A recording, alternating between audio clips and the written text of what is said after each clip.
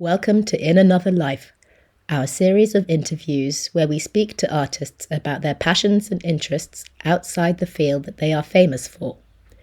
Today, I'm speaking to the baritone Roderick Williams, who, when he isn't singing on the world's most prestigious stages, spends all his spare time composing music. Last year, he was one of the composers personally chosen by King Charles III to pen one of the 12 new pieces for his Westminster Abbey coronation. I'm speaking to him today about Cusp, a new work that he has written as a companion piece to Elgar's Dream of Gerontius. It will be premiered at the Royal Festival Hall in London on May the 16th.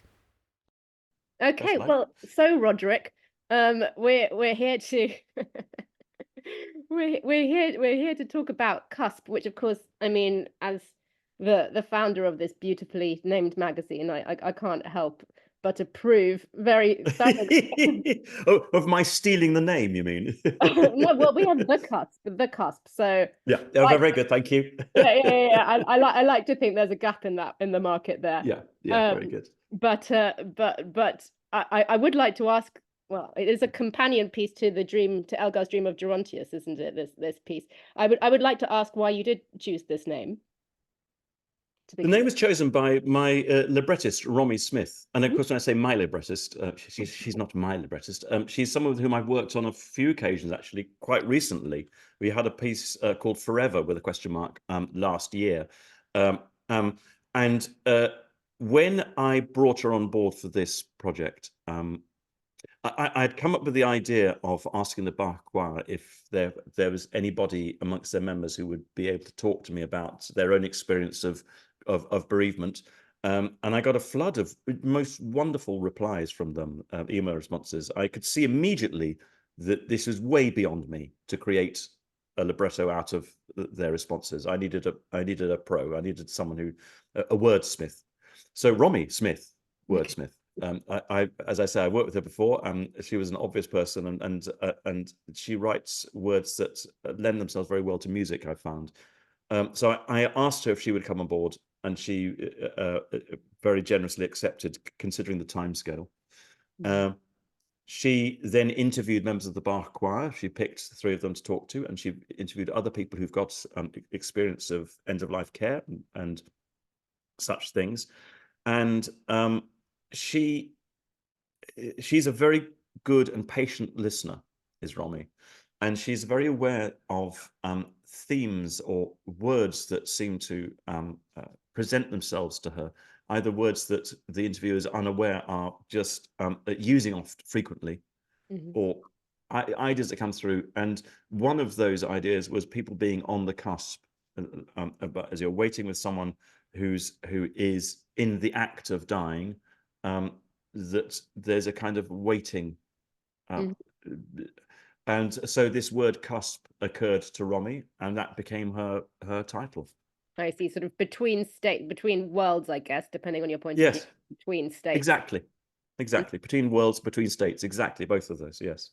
Okay, so I mean, piece about mortality. It's it's an interesting one for you. You seem like such an optimist, like someone who's so full of life. I wonder, is mortality a subject that preoccupies you?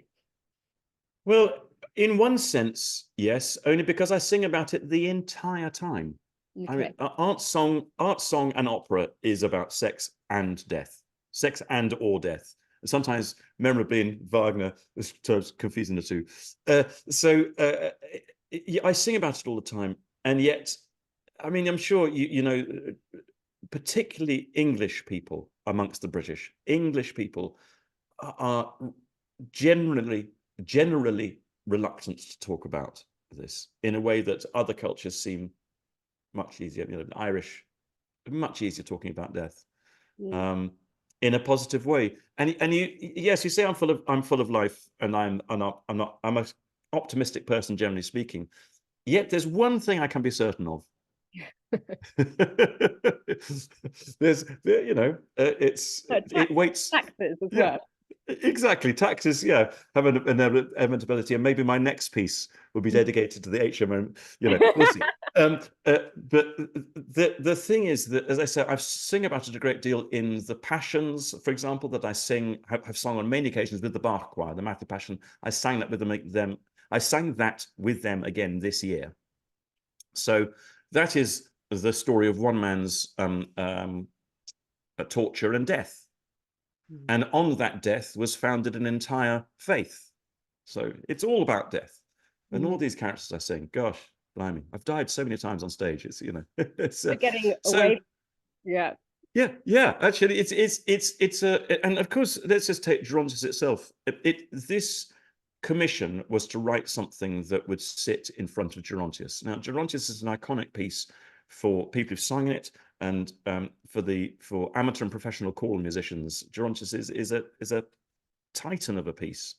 To match it with something is quite presumptuous in one sense. So I was well aware when I said yes to the idea that I was doing something with a large question mark over it. So obviously, if you're going to write a piece that in any way accompanies Gerontius, then it has to tackle this subject in some way. It can't be an all singing, all dancing cartoon of a piece. It's just not to fit.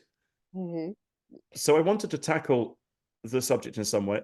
I wanted to do it differently to Elgar and Cardinal Newman, so that there would be some logic to it existing at all.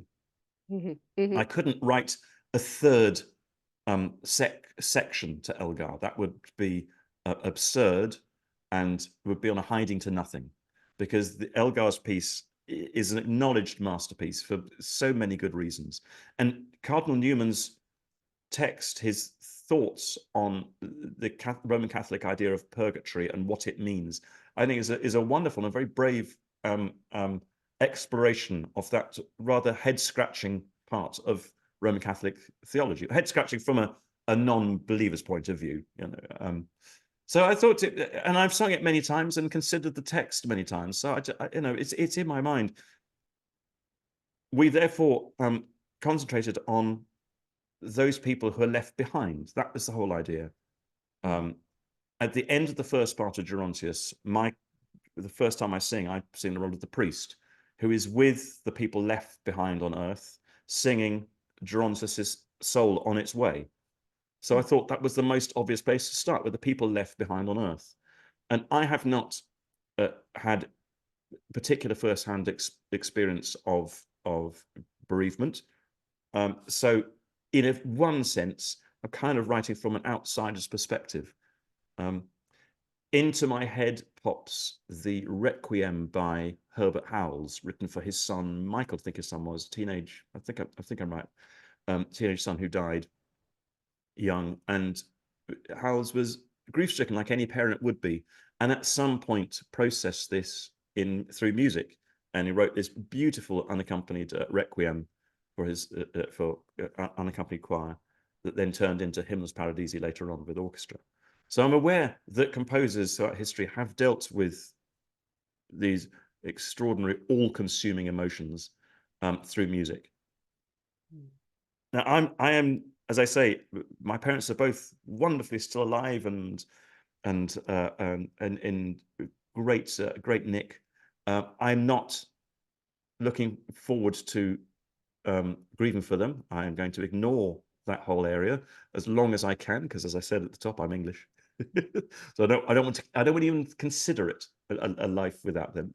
And yet we all know it's inevitable. So a part of me acknowledges that. But while I'm still able to write a piece like this without becoming too emotionally involved, in one sense, I thought this would be a very sensible time to write something that considers this subject. I will say that one thing I discovered in chatting with Romy about the piece before we started this whole process, it turned out that she and her sister, they lost their mother. Well, it would be almost 2 years ago now, but a year before we started collaborating on this. And like anybody experienced, it was a huge and all-consuming experience for her, and something that took a long time to work through. And at about the time I asked her whether she would be able to help me on this, she was feeling, I think, I'm at a stage now that I can write about it. So that was serendipitous, but she has her own story and her own experience of this that is real and honest, and which, although the piece isn't about Romy's experiences, she's collecting other people's stories. Obviously, her own is at the heart of the words that come from her. And I knew that for this piece to have any validity, that it needed to be based in human experience rather than my making something, my imagining something. That just wouldn't fly for this topic. Okay, because I was going to ask, approaching this subject from an outsider's perspective, I guess, how does that translate into emotion? I mean, do you approach it from the perspective of acceptance or grief or both, or from a completely different angle? All of those things, yes. And the easiest thing for me to do is sit with Romy's lyrics and then respond naturally to them. So Romy found that people were talking particularly about sitting and waiting with someone, being by their side as they are dying. A lot of the words people were using seemed to remind Romy of winter as a season. So she created 4 seasons as being, and which kind of roughly translate for me into 4 movements, a sort of classic symphonic structure, if you like. These 4 movements that approach this subject from slightly different viewpoints. It means that a piece that when you imagine talking about this and considering it in any way, you imagine that it's going to be difficult and that it might be maudlin. And then from maudlin, you might think it's going to be ultimately hugely depressing. Mm-hmm. That is a sort of path one imagines. But I think Romy consciously or unconsciously decided that's not the way that this piece should go. And considering, again, as I say, she was tackling this from her own personal experience too. That's important. So she's writing something of herself into her words. That she was thinking, this piece needs light. And so within those 4 movements, within those 4 seasons, clearly spring and summer have got something about them that is wherever autumn, and then we start in autumn, then it goes into winter. And wherever that takes us, we know that spring and then summer will take us somewhere and leave us at the end of summer ready for Elgar's piece. Because that's always so at the back of my mind. At the end of my piece, Elgar's piece will start. And there was a responsibility for me to leave the audience in such a place that they feel ready to go on Gerontius' journey. You don't want to leave them in a state of breastbeating, do you? No. I guess restraint can be much more powerful than breastbeating anyway. Yeah. Yes. Which is also restraint. That's a very good word, because it's a very English concept of dealing with grief. Is to sort of, come on, don't be silly, dry those eyes, get on with it. But it's so it is quite English in that sense. But then so is English respond to it better. Yeah. Yes. And it's important. I mean, I don't know how the piece will flow in real time when we'll have to wait to the performance to see. But it's important to me that the junction between my piece and Elgar's piece is pretty much seamless. And so we'll try and do that on the day. We will through various means. We will just run straight from my piece into the Elgar, so that my piece is absolutely and clearly a way of setting up the Elgar, with the intention, I suppose, that people listen to the Elgar. Excuse me. People listen to the piece they may know very well. Or they may sing it and perform it in a way that a piece they know very well, and they'll just hopefully view it in a slightly different way, because they've had this very human discussion beforehand of something that turns into a Roman Catholic take on the concept of purgatory and a person's soul through this metaphysical plane that Cardinal Newman creates and describes for us. So the Elgar's piece will go off into the, into crystal spheres, and my piece is round. It starts us off absolutely grounded in the here and now. And that's the idea. That's the idea. And I'm curious, Roddy. So when I spoke to you maybe 10 years ago or even more, you said something to me. You said that in a way you feel more vulnerable or about your compositions than you do about your singing, more protective perhaps, and that if somebody were to criticize your compositions, you would find those wounds very difficult to recover from. I want to ask, do you still feel that way? Because of course you've had a lot of compositions being performed over the last 10 years. Do you still feel that way? And if so, why? Yes, I think I probably do. For one thing, as I may have said to you then, depending on how long ago it was we spoke, for one thing, I don't read criticism. I protect myself of anything. Yeah, yes. I'm aware that I got a great deal to learn, certainly into composition and indeed about singing and performance. I got a great deal to learn, and some of that I could learn from critics because they have a huge amount of experience, practical experience.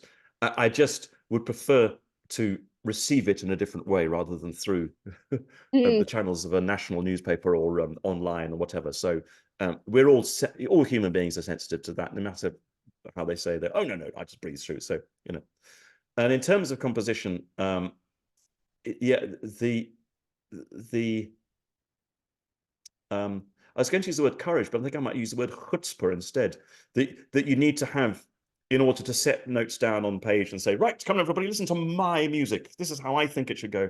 You need to be quite strong with that in order to begin creating in the first place, I feel. So when someone looks at one's efforts and says, yeah, that's obviously, it's derivative, it's this, it's that, it's basically, you shouldn't have bothered. There's an awful lot of effort to put into something for someone to dismiss in those sort of terms. Now, I have various ways of protecting myself before those criticisms come my way, various ways.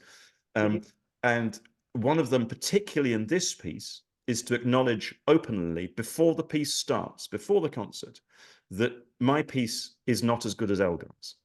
Right? In the competition, the natural human competition, there's Roddy's piece and then there's Elgar's piece. Which one's better? Okay. Well, I can tell you, the Elgar is a masterpiece. So I'm upfront about saying I was not trying to write another masterpiece to go beside Gerontius, because that's too much for the occasion. My brief is to write a piece that goes before Gerontius. To write a masterpiece would just upset the shape of the evening. Okay. I'm also acknowledging upfront that I'm not setting out to change the course of Western tonality as we know it. So I'm not setting out to write something that's especially new. Obviously, it's an original composition as far as I can be original, but I'm not out to redefine the classical art music as we know it. No, I'm here to write a piece. In fact, my brief, as I described it to myself, is to set Romy's words as directly and simply as I can so that people can hear them clearly and be moved by her words and the concepts that she's discussing, and therefore thereby people reacting to the words and what it means to them. Now, if I was going to write clever double fugues at the 9th or something with invertible counterpoint and use all sorts of extended techniques for the instrumentalists and all that sort of stuff, then that would get in the way of Romy's words. And through brilliance of orchestration and incredible chromatic and atonal harmonies and extended vocal techniques, that would not only get in the way of Romy's texts, it would exhaust the players and singers before they take on it's a big sing, Gerontius. It's a big play. I'm hoping that in essence, what my piece is aiming to do is to warm everybody up, the audience, the performers, warm everybody up so that they are ready to launch into the Elgar with fresh energy and fresh ears and fresh lungs. It sounds like like the preemptive playing down of your Yes. talent going on. Yes, there is a conscious preemptive playing down, because otherwise, to a certain extent, I would have been so intimidated by Elgar and Newman that I wouldn't have been able to write a note. Mhm. It's a bit like someone saying, Roddy, would you write a piece to go before the Bach Matthew Passion? What I still consider to be the sort of finest creation. Also, we've got Beethoven's piano sonatas in a concert. Would you write a little piano sonata to go in front of one of the, what an absurd thing to ask. But I we do can get never say no. This attitude kind of extends to composition in general, like maybe, I don't know whether you'd call it a tentativeness or something. And I can see that in a way, writing your own music is very personal, isn't it? Yeah. In the same way that writing a novel, say, would be very personal, because it's your thoughts, it's your personality, which is really on display. Am I hearing this right? Use the word vulnerable earlier on. If I said that word to you, then yeah, it's particularly vulnerable of exposing oneself, one's thoughts. So I do protect myself, as I say beforehand, by being clear about what I'm doing, lest anybody think that I'm trying to do something else. And with that composition, my compositions in general, as I may have said to you back then, I used to get a bit upset when people listening to a piece I'd written said, "Oh, that was nice. That sounded just like Copeland," or "Oh, that sounds like Fauré," or "That bit there, that sounds just like Britten," or whatever. I used to get a bit upset because I thought, well, no, it's supposed to sound like Roderick Williams, but I don't know what that sounds like. I then realized, of course, that as a performer, I'm processing so much music through my life of all sorts of different varieties that it's no accident that my music sounds like other composers. I'm learning from them all the time. And in fact, as I sit in rehearsals for things, particularly orchestral rehearsals, I'm absorbing the sounds around me, like someone feeding at a banquet. Just looking around saying, who's playing that? How do you do that? And how are you getting that note out of that instrument? And I'm absorbing as much as I can, because this is my chance to learn. So it's no accident then that such phrases would remind someone specifically of a piece that I've been performing just recently. I was just going to say, you now embrace that facet of your. Absolutely, and in fact, I realised just from a marketing point of view, if you have a contemporary piece of music that's presented to an audience that they don't know what they're going to listen to, it's a new piece by Roderick Williams, they sit there will be a slight tension as to whether they're going to enjoy it or not, or whether they're going to be able to find a way in. Now, if I base a piece on someone else's piece beforehand that is well known, they have an immediate and very simple access point. And so it came that Susie Digby of Aura, the choir Aura, asked if I would write a piece based on William Byrd's Ave Verum Corpus for a particular project she had in mind. She gave each of the composers involved in that project a starting piece and asked them to, where would you go from there? So I took Byrd's Ave Verum Corpus and I translated it and I saw it through my own lens of harmony and what have you. But the piece audibly is based on something else. And people have responded in the past incredibly well to that piece. And I thought, this is the thing. You start with a piece that exists, people know where they are, and then you build up from that. It's like a theme in variations. I think of Benjamin Britten's Young Person's Guide to the Orchestra, based on the Purcell incidental music, and people have a starting point from which you can go in any direction and then come back from time to time, and it's like a little musical life raft. So over the last 10 years or so since I wrote the Byrd, it's probably not that long, but again and again I've been very upfront about saying to people, here is my starting point, a piece of music that I may have sung as a baritone, and as I sing it I'm thinking, my mind sort of wanders off in different directions. And so I'll now show you where my mind wanders when I hear this piece, what it reminds me of. And I sometimes leave Easter eggs. There's a very large Easter egg in Cusp that's coming up, and it's not Elgar. It's a moment where people will go, oh, I know that. And once they've heard it, once they've worked out what the piece is, they will then, in listening to Romy's words, they'll be able to understand immediately why I just dropped it in there. It's a little reference just to a piece that has meant a great deal to me over years. And of course, when this piece of text comes up, I just drop that tiny musical reference in. It's just something for people to enjoy and say, oh, I know that, and bring them in rather than shut them out. That's kind of the idea. So it sounds like you now own that part of you. Now you're proud of it. Yes, that is true. I've made total peace with that. And tell me, Roderick, did you start composing at the same time that you started singing when you were a child? When did you start doing it? Yes, I did, because I suppose it was always a facet of being a musician or musical or whatever that meant to me at that age, is that I'm the middle of three boys, and both my brothers are very musical. They can do other things, whereas I was always a bit of a one horse pony, but one track pony.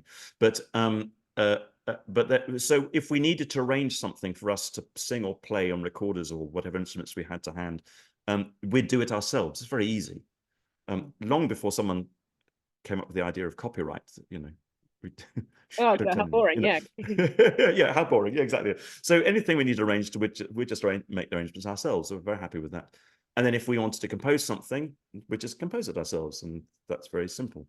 So what then, like anybody's life, when you grow up and someone says, oh, that's unusual, you go, is it?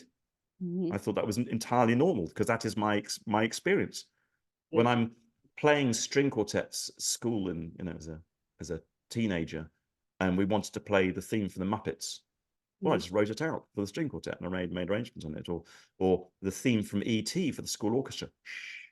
I just wrote it out, and then maybe someone needed something for the school choir to sing, so I just set something very simply, and it's kind of it's not remarkable from my point of view. It's kind of what you do to make things work. We need music now, so either you arrange something or you write something, and then you got it now. It's great. Like sewing your own clothes. Yeah, that's exactly what it is. Yeah, exactly. Yeah, I've never thought of it in those terms, but sometimes you see someone in a beautiful dress or beautiful something in knit or something. That's amazing. Where did you get that from? And they go, well, I made it. You go, oh my God, really? Coolest. That's always the best, isn't it? Yes. And they think, well, I just sat down and I took a bit of time, but it's yes. And so at what point did you think of yourself as a composer? Do you now think of yourself as a composer? Rarely. Really? Only because I think of composers as people where that is their primary income source, put it that way.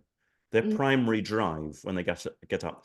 Many composers have to do other things in order to live, in between commissions, until they get to such point where they can keep that running.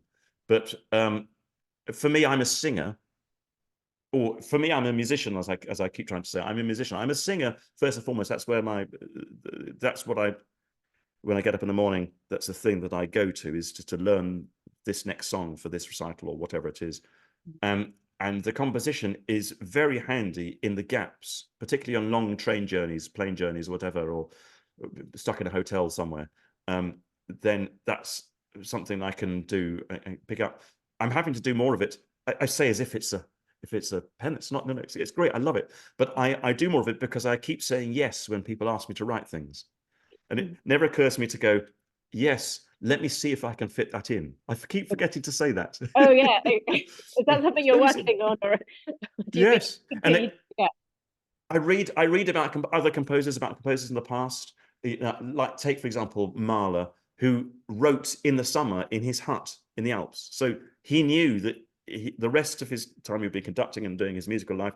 And then in the summer, he would have this time that he would go away and focus entirely on this.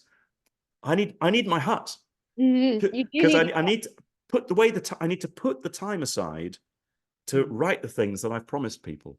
But anyway, don't worry, I'll work that out in the future sometime. Will you get a hut? But then what will you do on your long train journeys instead? Netflix. or just read a book. I haven't read a book in ages. Okay. Yes. So yeah. Yeah, Oh, the yeah. other things.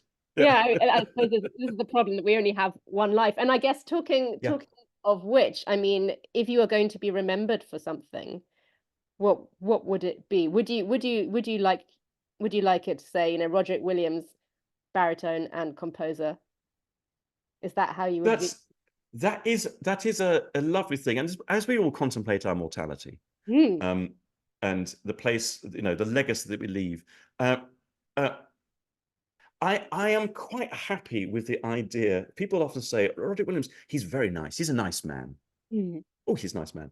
I'm quite happy with that, because one thing in looking at Cardinal Vaughan's take on the soul and the afterlife, I am of the opinion that once my brain dies, I just will cease to exist. It won't matter at all to me how I'm remembered. You can put whatever words you want to at the end of my name. It will You couldn't be give meaningless a to me. Yeah. I will not be present to give a damn. Okay. So it's more important, I think, for my journey through this world about how about being perceived now, and the future. I mean, ask Salieri, because it's kind of out of our control, and the future is so whimsical.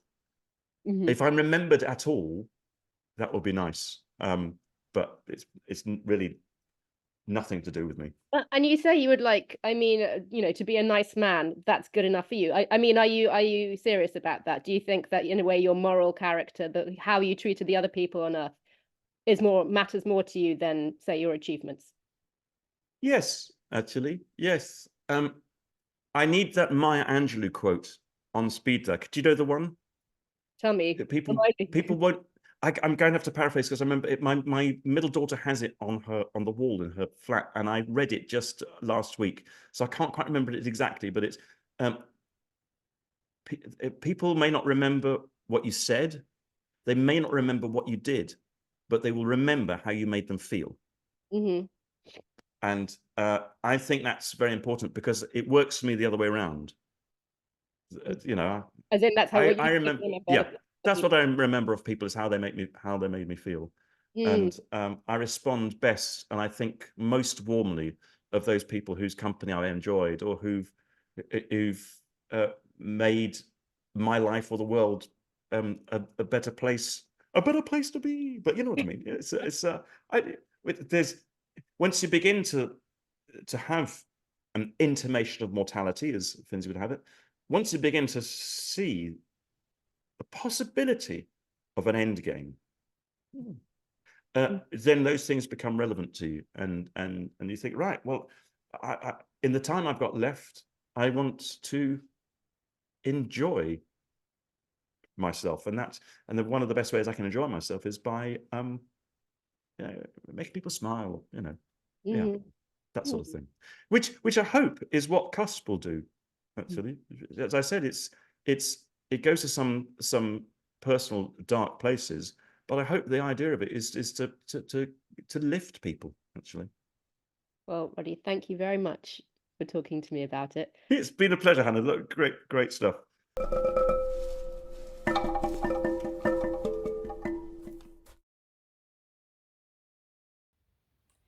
Hi everyone, thanks for watching. If you'd like to see more of the same, then feel free to hit subscribe on our channel, or for more similar coverage, visit our website at www.thecuspmagazine.com. Thanks, and I'll see you another time.